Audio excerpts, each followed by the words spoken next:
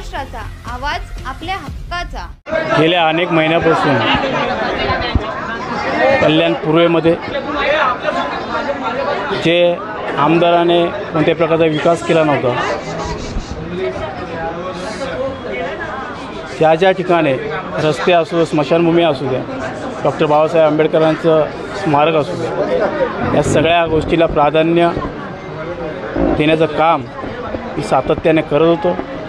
मान्य खासदार श्रीकांत शिंदे साहेबांकडून निधीचा आग्रह धरत होतो आणि कल्याण पूर्वेमध्ये अनेक ठिकाणी कॉन्क्रिटिंग रस्ते असू द्या, गटार असू द्या, नाल्या असू द्या, पावसाळ्यात पूर असू द्या, त्या ठिकाणी सातत्याने मी काम करत होतो।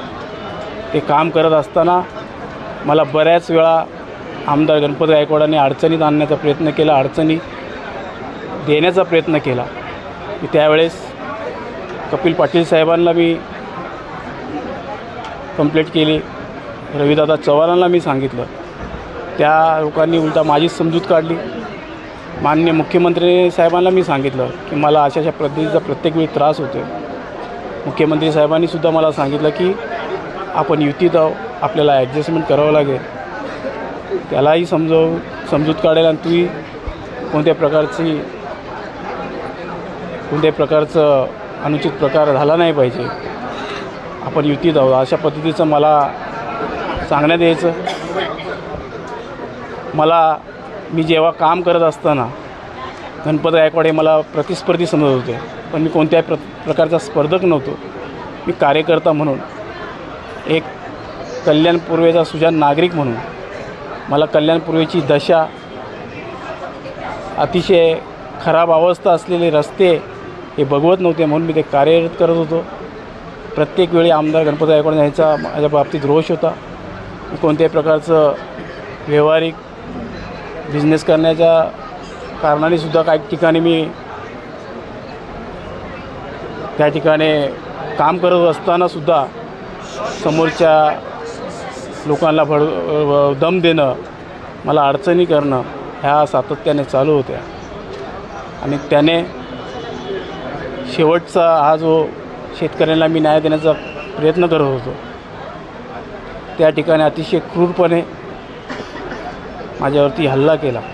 आणि आज मी आपल्या सगळ्यांच्या आशीर्वादाने, कल्याणकरांच्या मायबाप जनतेच्यामुळे मी आज आपल्यासमोर आहे। मला अभिमान आहे, मी गोरगरीब शेतकऱ्याच्या बाजूने लढलो आणि त्यांच्या हितासाठी मी माझ्या अंगावर गोळ्या झेलल्या, त्याबद्दल मला अभिमान आहे, माझ्या परिवाराला अभिमान आहे। येणाऱ्या काळामध्ये शेवटच्या श्वासापर्यंत मी कल्याण पूर्वेसाठी, प्रत्येक अडीअडचणीसाठी, विकास कामं असू द्या किंवा त्यांच्या आरोग्यसंबंधित असू द्या, शेवटच्या श्वासापर्यंत काम करेल असं या ठिकाणी मी आपल्या माध्यमातून नागरिकांना सांगू इच्छितो। आतापर्यंत त्याच्यावरती फक्त गुन्हे दाखल झालेले आहेत आणि तुम्ही युतीचा होता, तर यापुढे त्यांना काय त्यांनी पोलीस स्टेशनमध्ये असे अनेक वादग्रस्त, पोलीस स्टेशनमध्ये त्यांनी असे बरेच भांडणं पोलिसांसोबत केलेले आहेत। मला वाटतं तो मुळात BJPचा मुळात ते कार्यकर्ते नाही आहेत, त्यांनी फक्त संधी साधून 2019ला इलेक्शन मतांसाठी BJPमधून लढली। त्यांनी बऱ्याच वेळा आपल्या माध्यमातूनसुद्धा सांगितलं की इंडिपेंडेंट ते लढणार आहेत। मला माहिती आहे BJPचे हे संस्कार नाही आहेत। BJP पक्ष हा सर्वसामान्यांसाठी आहे। मला देवेंद्र फडणवीसांवरती विश्वास आहे, मुख्यमंत्री एकनाथ शिंदे साहेबांवरती विश्वास आहे आणि पोलीस कर्मचाऱ्यांवरती विश्वास आहे। ज्या पद्धतीने माझ्यावरती हल्ला झाला, ते जे ठिकाण आहे संविधानात्मक दालन आहे ते, आणि अशा ठिकाणी हल्ला केल्यानंतर मला असं वाटतं की ते मला न्याय मिळेल आणि त्यांना कठोरात कठोर शिक्षा मिळेल, जेणेकरून महाराष्ट्रात पुन्हा अशी घटना घडणार नाही असं मला वाटतं। सोमवार सांगितलं, मी शेतकऱ्यांचे बिल्डर पैसे देण्यासाठी आग्रही होते, पण आमदार गणपत गायकवाड ते पैसे स्वतः बळकवायचा प्रयत्न करत होते। शेतकरी गोरगरीब असल्यामुळे त्यांच्यावरती अन्याय होत होता।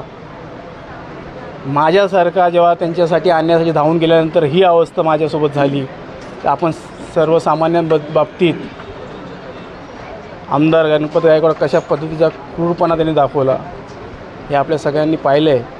मला वाटतं मी येणाऱ्या काळामध्ये न्यायालयीन लढाई लढेल आणि शेवटपर्यंत न्यायालयाच्या माध्यमातून लढेल, जेणेकरून असा प्रकार जीवनामध्ये कोणासोबत घडणार नाही. प्रत्येकाला परिवार असतो, तसा माझासुद्धा परिवार आहे. माझासुद्धा परिवार माझ्या एकट्यावर चालतो. तो आज उघड्यावर पडला असता, पण आम्हाप लोकांच्या प्रार्थना, आशीर्वाद, माझ्या आईच्या आशीर्वादाने, माझ्या आईवडिलांच्या पुण्याने, मान्य श्रीकांत शिंदे साहेबांच्या प्रयत्नाने मी आज आपल्यासमोर आहे. त्याबद्दल मी सगळ्यांचे धन्यवाद देतो. तुमच्या परिसरातील काही घडामोडी किंवा समस्या असतील तर आमच्या वृत्तवाहिनीला संपर्क करा आणि तसेच सतत अपडेट राहण्यासाठी आमच्या वृत्तवाहिनीला सबस्क्राईब करा आणि बेल आयकॉन दाबायला विसरू नका.